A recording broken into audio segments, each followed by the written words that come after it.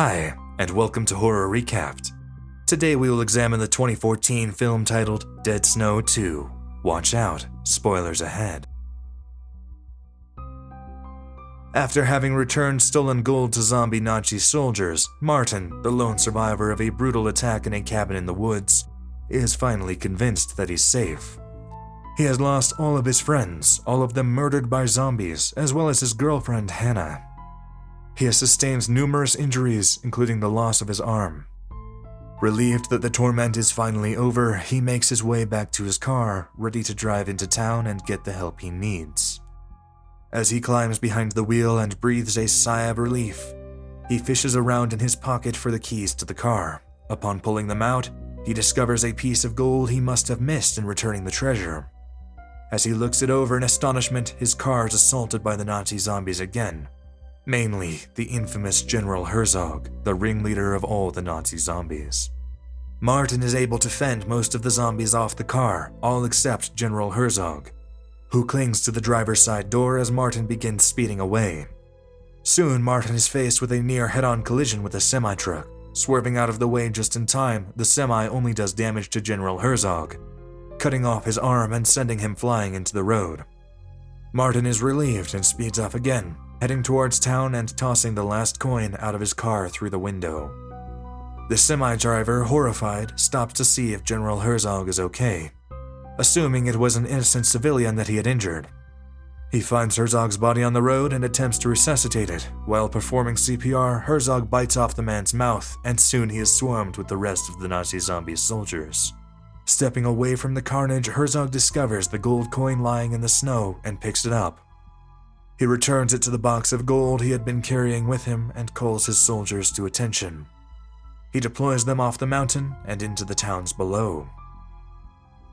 As the exhausted Martin drives, he begins to doze off. Sure enough, he falls asleep at the wheel and the car careens off the side of the road. Martin wakes up in the hospital, handcuffed to the bed and surrounded by medical staff and police officers alike. While the medical staff begin assuring him of his physical well-being and safety, one of the officers begins interrogating him about the murders of his friends in the woods. The officer tells Martin that his team has found all of their mutilated bodies and that they found Hannah's body killed with Martin's fingerprints all over the murder weapon. Martin frantically tries to explain what happened, telling the officers that he isn't responsible for their deaths, that instead they had been ambushed by zombies. The officers and medical staff begin to speculate on Martin's mental health. As Martin attempts to grapple with the reality of his new situation, the head doctor attempts to console him. He tells Martin that there is some good news. They were able to find Martin's arm in the snow, and because of how cold it was, the arm was able to be preserved and reattached to Martin's body. The doctor lifts up the sheets around Martin's arm, and to his horror, they have attached to the arm of General Herzog. Immediately, the arm seems to have a mind of its own, and is very aggressive. Unable to control it, the arm rips free of the restraints and murders the compassionate doctor and seriously injures one of the officers. Nurses storm into the room and sedate Martin.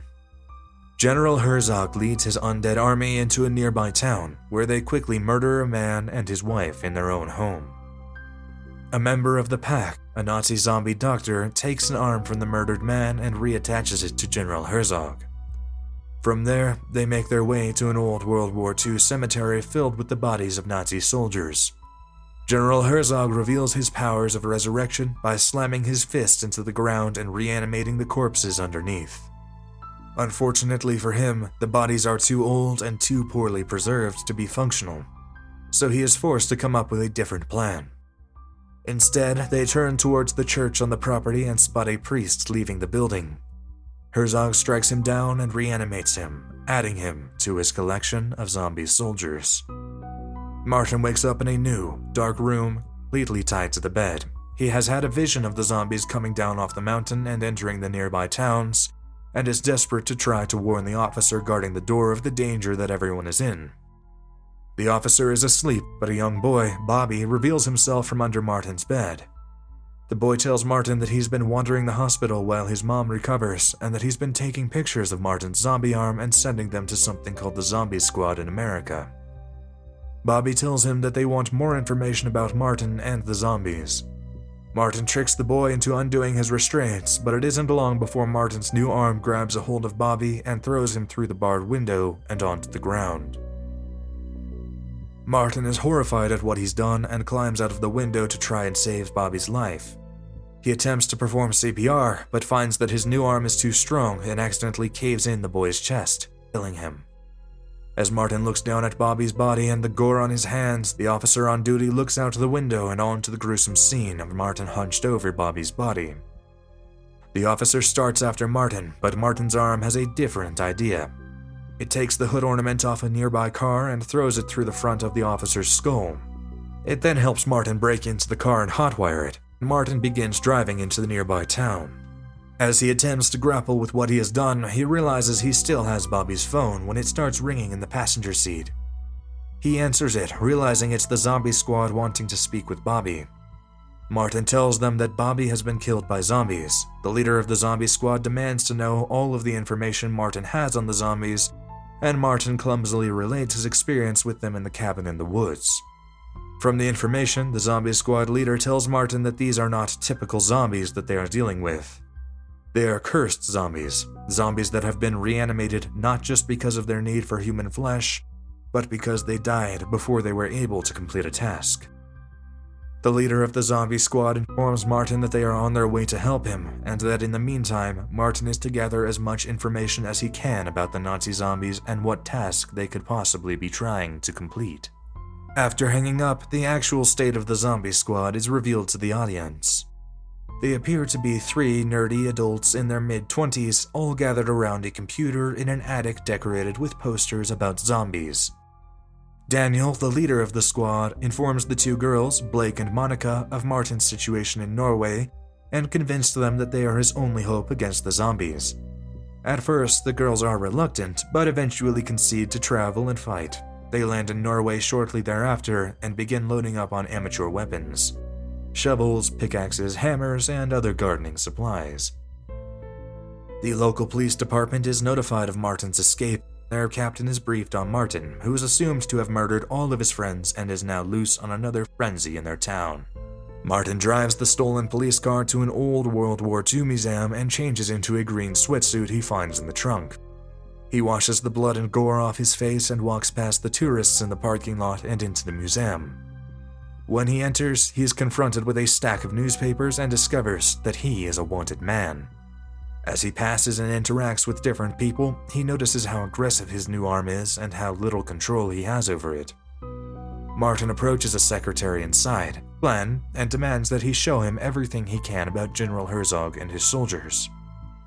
Glenn leads Martin to the second floor and takes him through the displays, where Martin learns of Herzog's ties with Hitler and his failed mission to travel from Oxford to a local Norwegian town.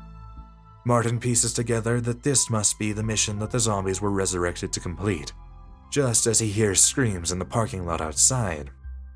Also interested in the World War II museum, General Herzog and his team arrive in order to confiscate a map from one of the displays.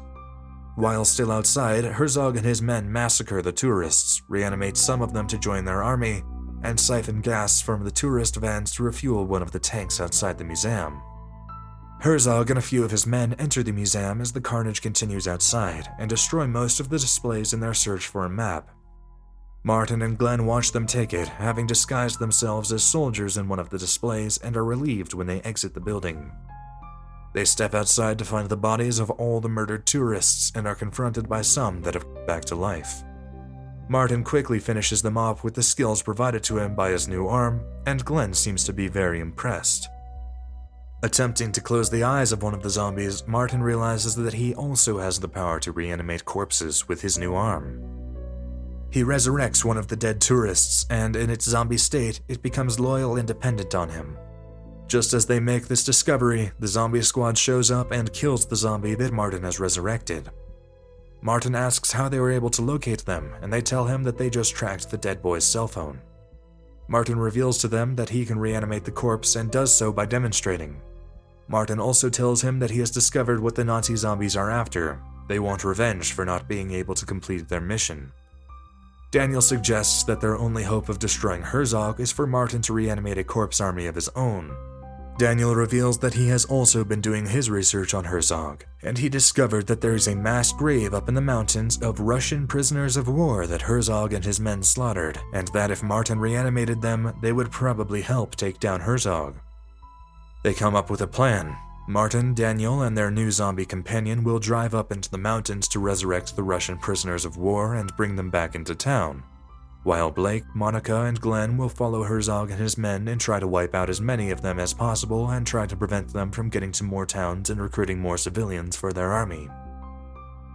Using their newly acquired tank, Herzog and his men roll into one of the nearby towns and begin massacring the residents, leaving some to be reanimated and recruited to join them. The local police department arrives at the bloody scene outside the World War II museum and discovers security footage that shows Martin had been there. They use this as evidence to confirm that Martin was responsible for killing everyone in the parking lot, and decide to double down on their efforts to catch them. Blake, Monica, and Glenn spot the tank in the distance and begin trying to come up with a plan to get the tank and the zombies stuck in the mud so they can wipe some of them out with the fertilizer bombs they brought with them. They convince Glenn to bait the zombies into the murkier areas of the swamp, but he is initially only successful at luring Herzog's least important recruits. After Herzog sees that the men he sent after Glenn have been killed, he decides to take care of them himself. He rides the tank towards Glenn and the girls, firing at them from a distance until they take cover and Herzog assumes that he's killed them. He then turns the tank around and continues leading his men to more populated towns.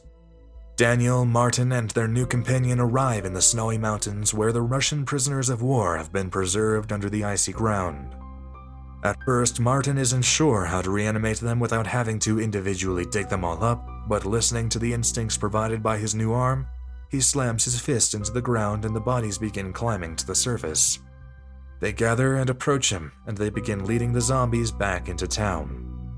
As Herzog and his men begin approaching the next town, they are confronted by Blake, Monica, and Glenn, who followed them there, and Daniel and Martin, who reveals the army he has resurrected. The battle commences, and the police arrive at the scene but quickly retreat when they realize they aren't equipped to handle the situation.